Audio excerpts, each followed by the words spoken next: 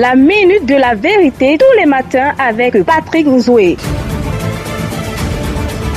C'est une triste réalité que nous découvrons quelques jours seulement après la célébration de la journée du travail, le 1er mai dernier. Le martyre que vivent les employés des différentes entreprises installées dans la zone portuaire et dans la ville de Créby.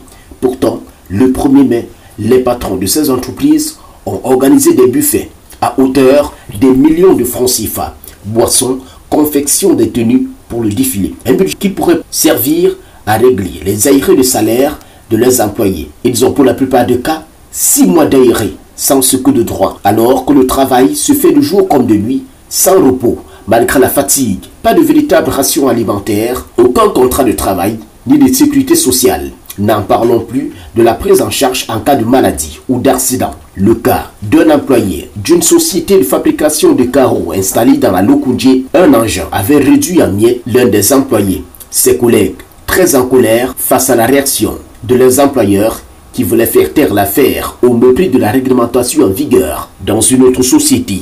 Celle-ci, en charge de la construction d'une cimenterie, certains employés m'ont saisi Immorse pour dénoncer des licenciements abusifs pour avoir exigé leur salaire par la sous-traitance dont nous pouvons taire le nom pour le moment. Des cas pareils, on en compte par mois. Ils, ces patrons, se fichent totalement de leurs employés avec la complicité de certains agents publics qui menacent de licencier ceux qui osent revendiquer leurs droits. Voilà le sort des fils de l'océan recrutés dans ces entreprises, des pères de famille qui croupissent dans la misère pendant que leur argent sert à d'autres fins. À quoi donc nous sert la journée pour parler du travail pendant que le mal va au pire? Où sont ces syndicalistes au beau discours pour un bilan zéro, un mépris de la mémoire des socialistes engagés dans la revendication des meilleures conditions de travail des employés en 1889? La journée internationale du travailleur est devenue la fête du travail. Tenez-vous tranquille, on ne perd rien à attendre. Après avoir fabriqué cette bombe à retardement, un jour, elle explosera certainement. Excellente journée et à demain.